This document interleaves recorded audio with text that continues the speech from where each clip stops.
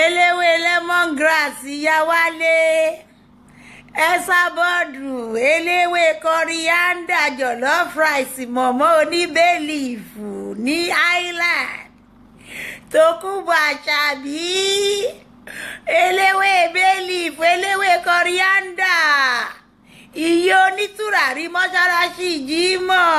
tí ò lè pe ohun re wọlé débi pé ó pe ohun burúkú wọlé ewé òjìjẹ tùràrí ẹ òjìjẹ olórí ibú gbogbo àbẹ́là tó lọ kó lórí high street ní pound shop tó lọ ń wé lówù rẹ di èmi àbíkẹ́kọ̀ọ́ gbóná ju ẹ lọ ká yé ọ bí báyìí mú àbẹ́là bíi 40 lásán máa fi pa tó 400 euro wá fáwọn ọmọ mi tó bá jẹ́ pé ruskama tó fẹ́ máa lò nìyẹn wash gbàgbé bó ṣe ṣẹlẹ̀ àwa ló lọ ń dàbẹ́lẹ̀ olórí burúkú ló lọ ń wé kọ́lọ́ ló lọ ń wé ní kọ́lọ́ fún òwú olómọ̀wù rẹ̀ di olóra gbọ́ pound shop ó lọ ń wé olóòṣì káyé yín gbogbo ọ̀fọ̀ níjà tó ń lò yẹn kò já wa mọ́ ọ̀gádé ò lè jẹun lára wa mọ́ àwọn ọmọ mi láwọn ò sanwó múgùn mọ́ wọ́n ti já sí jù ó rí pé nọ́sẹ̀lì nǹkan ó ṣe kí ni ó dá gbogbo rẹ̀ lu ni pé olórí ibu òun ló lọ ń gbé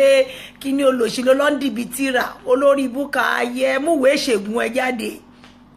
ìwé tó fi ṣe ìṣègùn mo ní kò mú tí máa ń sọ fún ẹ tí pé táwọn ọmọ mi bá ń sọ̀rọ̀ lóyìnbó tó bá fọ ohun awo fún ẹ tó bá bíjà ẹ rè wá lọ fèsì àwọn tó òyìnbó ńlẹ̀ bí lásán kọ́kọ́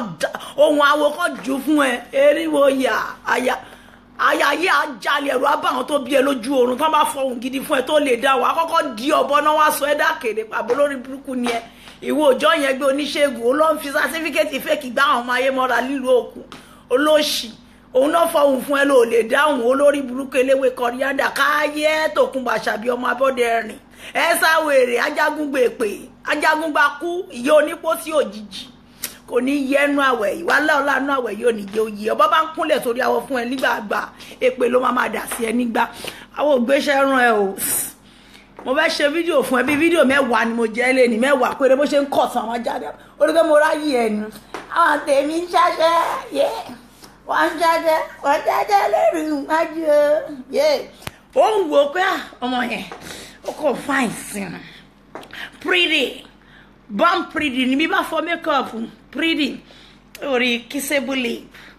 àwọn mi tán fine Alábìkẹ́ ojú ẹ lásán yẹn bó ṣe ń ṣojú yẹn sinasina ó lè ṣe mí léṣe irọ́ rẹ̀ rí yẹn àwọn ọlọ́mọ yẹn pretty naturally she is beautiful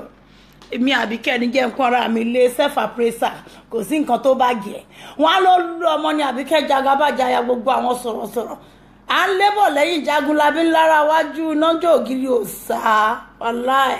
irú ẹ̀kọ́ èmi Àlàmú Kọ́strọ̀bù Muyideen Lala Sisi Dorcas headmistress tó yáyì kí lọ́ọ́ ṣe fún mi òfò lọ́ọ́ ṣe olórí ibu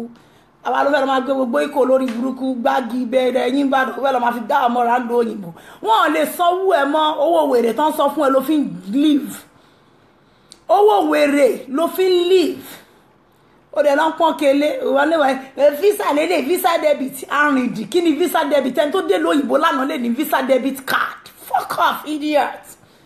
àwọn illiterate olórí burúkú tó ń kó kiri ló pa àwọn gúrùpù tèmi ni ló lọ ń gbé káàdì jáde káàdì tó ń ná rè wèrè báwo làwọn ṣe mọ̀ bóyá káàdì ẹyọ kan nìyẹn tó ń ná nọ́sẹ̀lì ní rí ẹ̀tọ́ náà kọ́ àwọn ọkẹ tó kù jáde ṣọ́dẹ̀ ló pè wá ní wo káàdì mi rèé àwọn ń ṣàrìndì máa ń ó lóòótọ́ náà ó fẹ́ fi kíní bàtà wọn wá ó lọ gbé rìsíìtì tán fọ́ kó yá wèrè kò sí táàgì lára bàtà tó ra gangan ni kó gbé bàtà yẹn bọ́ta pẹ̀lú orúkọ ṣọ́ọ̀bù àti táàgì àwa ṣe ń ra nǹkan nínú store ni àwọn ọmọ mi wọnú Russell and Bromley pẹ̀lú bínú Russell and Bromley tó bá máa gbé bàtà ẹ̀ jáde wọ́n á kọ́ sí lára ni ó ṣáàrí 675 lórí ẹ̀ wá máa rí Russell and Bromley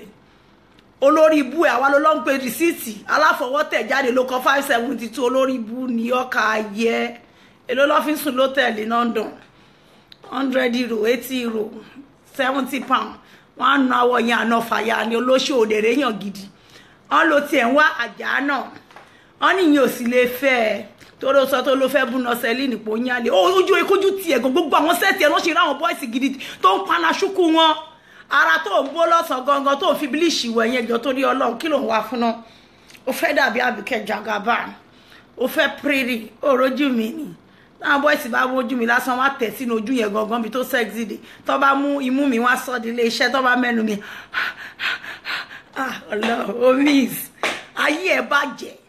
ọ̀sán ẹ̀ ò dáa ọjọ́ alẹ́ ẹ̀ ò dáa àwọn ọmọ mi wá rọ pé Àbíkẹ́ Jagaba a máa nọṣẹ́ ẹ̀wọ̀ 16 ọmọ ní ẹ́ wọn lè kọlù kán má padà wá gbogbo àwọn tó ra jẹ náà sọ pé ọjà òkùnkùn ló ń tà ìyá wálé wọn lọ́jà ò tà rárá kò pèrò wálé wọn ò lè ṣẹ̀kọ́ lára ẹ̀kọ́ padà wá ṣẹlẹ̀ kejì kan tó lé Gàdáfì lọ nìyẹn pé lórí burúkú black market ọkùn níyòye wọlé ní yéèyé black market ọjà tó ti wọdé mọ́rẹ́jì láti age 35 káyẹ̀ ìyá ẹ̀ àwọn ọmọ mi oríran kẹ́yà aláyàwó ní orí fọlọ́dí sexy àwọn ọmọ mi tí bá wò wọ́n lórí line wo Detola sweetest wo nǹkan tó kó sáyà wọ́n ti rí pé sádìsì ní gbogbo nǹkan rẹ̀ ló ń bínú sí tí Detola Àdùkẹ́ bá ń sọ̀rọ̀ àwọn boys tó bá lọ́pọlọ tó bá gbóhùn ẹ̀ lásán wọ́n máa dà ó mọ rásẹ̀tì táwọn ọmọ mi kó dání ni wo Naomi ọlọ́yàn mẹ́ta olú ọmọ tó yẹ kán fún lọ́yàn méjì tó gbé mẹ́ta fóun nìkan tuale plenty ọyàn in abundance wọ́n gbọ́ abundance blessing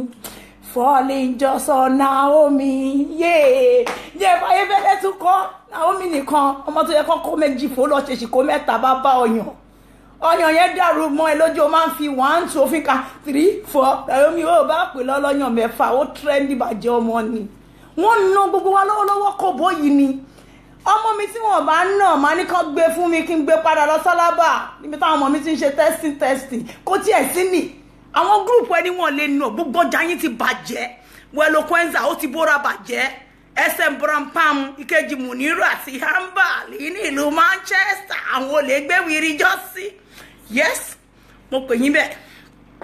Làfúnkì olórí tí ò ní ilẹ̀kẹ̀ ní ọwọ́ àti ẹsẹ̀ gbogbo ẹni tí ń bá dé bẹ́ẹ̀ bá rí mi bẹ́ẹ̀ bá fẹ́ràn ara yà kẹ́ lọ gbẹ́ kó mọ́gì kó wá kó mi o sórí tó bóyá ló máa kú yẹn tí ń bá wọ̀ lóyìnbó tí ò bá kú mi ní dẹ́yìn lẹ́yìn ẹbí sórí èèwọ̀ tó wà níbẹ̀ ni pé tó àbẹ́lẹ̀ yẹn dáadáa kí n má wá sí lóyìnbó tí ò bá tán tí bá ẹ wọlé Tòkunbọ̀ títí á bàjẹ́ kò ní ní rìmẹ́dà ayé àtọ̀run abẹ́mi mi ní gbọ́ lórí ọ̀rọ̀ ẹ̀ sórí àbẹ́là tó lóòótọ́ yẹn àbí kí ló lóòótọ́ lórí ọ̀rọ̀ mi pé mi ilé wọ̀ lóyìnbó yẹn máa bẹ̀ pé kò tàn dáadáa torí tí n bá wọ̀ ó léwu fún ẹ o Tòkunbọ̀ bí n bá dé ó léwu fún ẹ o ìgò kọ́sìrọ̀bù ayé àbàjẹ́ tọ́ ọ mo wọ̀ ọ̀nà ẹ má ní mi ìwọ̀ ọ̀nà ẹ sórí bó ṣe lóòótọ́ àbẹ́là yẹn jọ máa sọ ìyá wálé àtùpá ẹ inú ẹ ò gbọdọ̀ kú Àbíkẹ́ Jagaba má bà wá sí lóyìnbó tó bá fi wọlé tì á bàjẹ́ tán ni sórí òwe táwọn èèyàn rí ẹ tán ni wọn lè wèlí ẹ mọ́tẹ́lì yẹn wọ́n á wèlí ẹ wọ́n á nù ẹ bàjẹ́ mú statement eléyìí tí mo sọ àná bàjẹ́ ni tó women ní ọmúyàn sí ó yá wèrè ni ọ̀fọ́ lákọ̀gbájúrí ni ọba gbákọ̀gbájú burúkú ò jẹ́ mí ní méjì ò jà wọ́n tí mú mi méjì ọmọ tó wẹ̀ yí burúkú bíi sandpaper ni màá rán sí ẹ̀ tó bá kọ bù ẹ́ wò là